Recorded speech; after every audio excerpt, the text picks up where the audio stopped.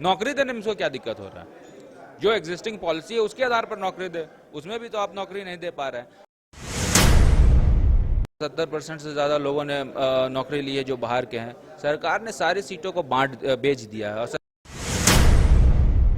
GSSC के exam क्यों conduct करा रहे हैं आप? उसमें विफलता है, उसमें क्या भाजपा की कोई षड्यंत्र है क्या? झारखंड में युवा रोजगार को लेकर के सरकार पर निशाना साध रही है और कह रही कि एक ठोस नीति और नियत जो है वो नहीं दिखा, इस वजह से हमें रोजगार नहीं मिल पाया। हमारे साथ मौजूद हैं बीजेपी विधायक अमित मंडल जी। अमित जी, अब जो सरकार है वो ये कह रही है कि नीति हम बना करके यहाँ से दिल्ली भेजते हैं, लेकिन उसको लागू नहीं होता है। अब वो राष्ट्रपति भवन जाने की सोच रहे हैं, राष्ट्रपति से मुलाकात करने की सोच रहे हैं। ये सरकार का सिर्फ और छलाफा है, प्रोपेगेंडा है, इससे ज़्यादा कुछ नहीं है। सरकार नहीं चाहती है कि यहाँ के युवाओं को नौकरी मिले, रोजगार मिले। इसको लेकर सरकार ना नियोजन बना रही है ना नीति बना रही है।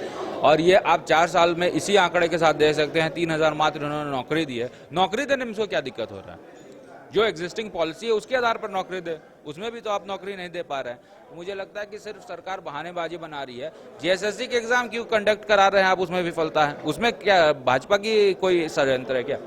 आपके कारण ये हो रहा है। और आप जब आपके कारण हो रहा है तो निश्चित तौर पर आप चीज़ों को दिग्भ्रमित करने के लिए ऐसी बातें करते हैं कि हम राष्ट्रपति के पास जाएंगे, हम गवर्नर के पास जाएंगे। इसमें कहीं कोई सच्चाई नहीं है। मुझे लगता है कि सरकार अगर चीज़ों को, बेसिक चीज़ों को ठीक कर देगी तो अपने आप नौकरी मिल जाएगी। अब जो चंपे सोरेन ने कुछ दिनों पहले जो नियुक्ति बांटा है उसमें भी बाहरी को लेकर के हंगामा शुरू हो गया है। तो हम लोगों ने प्रेस कॉन्फ्रेंस किया है इसी चीज़ को लेकर, और हम लोगों ने बताया है कि किस प्रकार से 70% से ज़्यादा लोगों ने नौकरी ली है जो बाहर के हैं। सरकार ने सारी सीटों को बेच दिया है। और सरकार जब सीटों को बेचेगी तो जिनको बेचेगी वो हाई स्कोर करेंगे और वो आएंगे ही। इसी का ये परिणाम है कि आज की डेट में आप देख रहे हैं कि इतने बाहरी लोगों को नौकरी मिली है। और आने वाले दिन में भी जो नौकरियां होगी, सरकार अगर चीज़ों को ठीक नहीं करेगी तो बाहरियों को आप आने से नहीं रोक पाएंगे। 60-40 को लेकर हम लोगों ने जब यहाँ पर घोषणाएं की थी और सदन के अंदर हम लोगों ने हंगामा किया था और सड़क पर हम लोगों ने हंगामा किया, तो सरकार ने कहा था कि ये जो चीज़ हुआ नहीं है उसके लिए लोग ये रो रहे हैं। आज वो हो गया। आप बताएं सरकार की 60-40 को लेकर क्या करना चाहिए? राष्ट्रपति भवन दौरा क्या एक राजनीतिक स्टंट है? देखिए, उससे ज़्यादा और कुछ नहीं है। और ये सरकार सिर्फ स्टंट करेगी, बयानबाजी करेगी, धरातल में कुछ नहीं दिखेगा। तो आप क्या चाहते हैं कि 1932 लागू हो?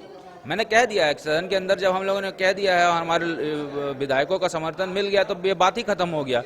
अब तो सवाल ये है कि आप 32 को लागू कराए और यहाँ पर नौकरियाँ दें। हम लोग भी चाहते हैं नौकरी दें, लेकिन सरकार को जल्द से जल्द कुछ करना चाहिए। तो ये थे अमित मंडल जी जो कह रहे हैं कि सरकार की नीति साफ हो, नियत साफ हो तो यहाँ के युवाओं को रोजगार मिल जाएगी। और सीधे तौर पर जो अभी जो नियुक्तियाँ हो रही है वो बाहरियों को दिया जा रहा है, ये सीधा और गंभीर आरोप सरकार पर है। अपने सहयोगी विकास के साथ मदन सिंह, न्यूज बायोस्कोप रांची।